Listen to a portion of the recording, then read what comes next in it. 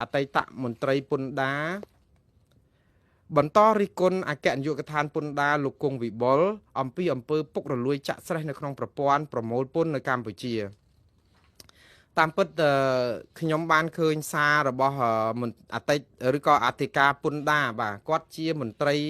ពន្ធដារមួយដ៏សំខាន់នៅក្នុងអគ្គនាយកដ្ឋានពន្ធដារនៅប្រទេសកម្ពុជាហ្នឹងគឺលោកផេងបូរិតបាទលោកផេងបូរិតតែងតែបង្ហោះសារជារឿយព្រោះលោកជាអធិការពន្ធដារលោកដឹងអំពីកិច្ចការពន្ធដារហ្នឹងហើយសារដែលលោកបង្ហោះថ្ងៃនេះថ្ងៃទី28ខែតុលានេះគឺនិយាយចំទៅតាក់ទងនឹងការរិះគន់ដែលឃើញអាគារស្កឹមស្កៃរបស់អគ្គនាយកដ្ឋានពន្ធដារហ្នឹងគឺថ្មីស្អាតសន្លាងទំនើបប៉ុន្តែលោកផ្ញើសារបែបនេះថាគួរឲ្យសោកស្ដាយ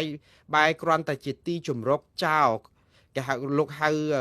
ប្រើពាក្យថាចោលក្នុងចោលម៉ាស៊ីតហើយហៅលោកគង់វិបុលហ្នឹងថាជាចោលក្នុងចោលម៉ាស៊ីតនេះគឺជាពាក្យរបស់លោកផេងបូរិតដែលលោកថាមេលោកហៅលោកគង់វិបុលហ្នឹងថាជាមេធំពន្ធដារចោលម៉ាស៊ីតរបស់ខ្មែរអង្គុយធ្វើការដើម្បីធ្វើទុកបុកម្នេញពលរដ្ឋអ្នកជាប់ពន្ធក្រុមហ៊ុនសហគ្រាសអាជីវករទៅវិញក្នុងនោះលោកបានបន្ថែមថាជាក់ស្ដែងសូមបងប្អូនបន្តរងចាំមើលថាតើមេពន្ធដារចោលម៉ាស៊ីតរបស់ខ្មែរគង់វិបុលនេះនឹងបំរើរំលឹកសួរនាំអប់រំណែនាំពន្យល់បង្ហាញបងប្អូនដើម្បីបងប្អូនឈានដល់ការយល់ដឹងងាយស្រួលបំពេញកាតព្វកិច្ចសារពើពន្ធមុននឹងបងប្អូនទទួលរងពិន័យទោសទណ្ឌឬមេពន្ធដារចោលម៉ាស៊ីតរបស់ខ្មែរគង់វិបុលនេះអង្គុយធ្វើការក្នុងអាគារថ្មីស្អាតទំនើបដើម្បីតែតាមចិត្តខ្លួននៅក្នុងការបង្កើតរបាំងការបង្កការលំបាកបង្កើតបំណុលពន្ធគ្មានតម្លាធ្វើទុកបុកម្នេញបង្កក់លួចប្លន់ទ្រព្យសម្បត្តិប្រជាពលរដ្ឋជាប់ពន្ធក្រុមហ៊ុនសហគ្រាសអាជីវករឡាក់បាទតាមពិតលោកផេងបូរិតនេះគឺមានសារច្រើនផ្សេងទៀតណាស់លោកសរសេរជាហោហែរហូតបាទខ្ញុំតាមដានបណ្ដាញសង្គម Facebook របស់គាត់រហូតតតែអគ្គនាយកដ្ឋានពន្ធដារ block គាត់ឡើងឲ្យផ្ញើសារអីតទៅទៀតហើយយូរហើយគាត់ក៏បានស្នើឲ្យគេហទំព័រ Facebook page របស់អគ្គនាយកដ្ឋានពន្ធដារកម្ពុជាហ្នឹងកុំ block គាត់សូមឲ្យគាត់បញ្ចេញមតិព្រោះគាត់ចង់បកអាក្រាតអំពីអំពើពុករលួយនិងការប្រព្រឹត្តមិនត្រឹមត្រូវរបស់លោកគង់វិបុលនិងមន្ត្រីពន្ធដារនៅក្នុងស្ថាប័នមួយនេះហើយអ្វីដែលលោកលើកឡើងនោះគឺលោកមានពេលមួយនោះគឺគាត់បានបញ្ជាក់ថាវិស័យឯកជនមិនអាចរីកចម្រើនលូតលាស់បានក្រោមការធ្វើទុកបុកម្នេញពីសំណាក់លោកគង់វិបុលទេគឺមានរូបភាព3យ៉ាងដែលអត់រីកចម្រើនទី1លោកគង់វិបុលប្រើលេសខលខូចខ្លាចបាត់ចំណូលពន្ធនិងខ្លួនមិនស្ថិតក្រោមការស៊ើបអង្កេតបាត់ល្មើសពន្ធដារជាគំរូមុនគេជាប្រចាំនោះទេដែលលោកគង់វិបុលខ្លួនឯងបង្កការលំបាករារាំងគឺរាំងស្ទះដល់ការចុះបញ្ជីពន្ធដាររបស់វិស័យឯកជនដើម្បីប្រកបអាជីវកម្មលេសទី2គឺ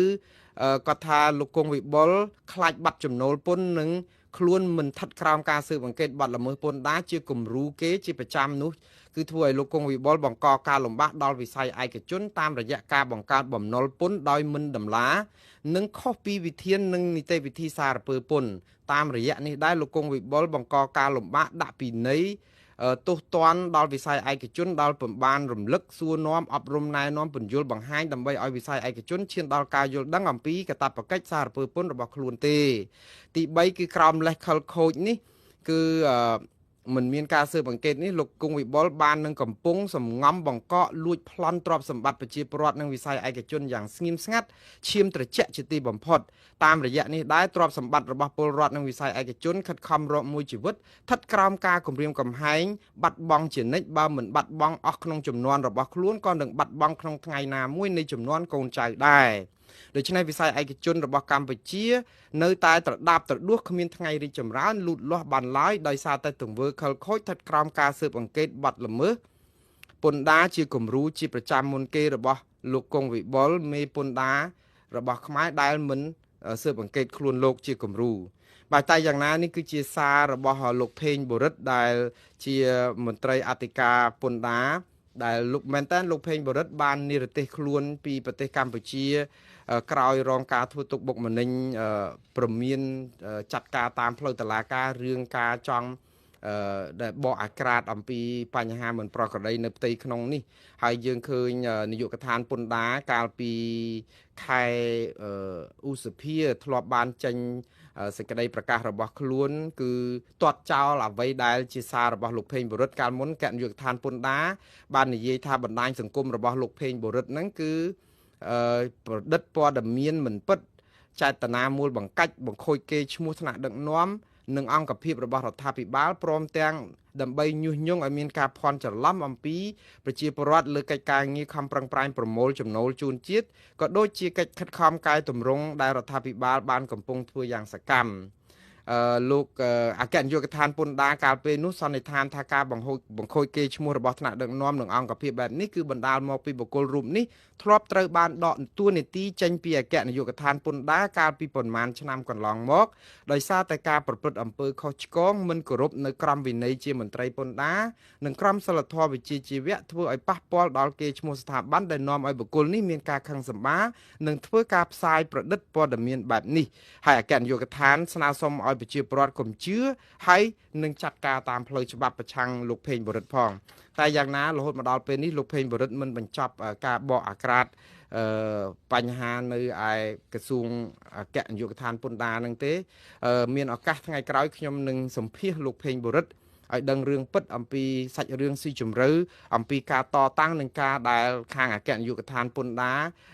ចោទប្រកាន់លោកថាជាការដែលប្រឌិតព័ត៌មានអីយ៉ាងណានោះបាទអានេះគឺជារឿងមួយផ្សេងទៀតដែលត្រូវតាមដានបន្តទៀតប៉ុន្តែឥឡូវនេះដោយសារតែអស់ពេលហើយខ្ញុំត្រូវ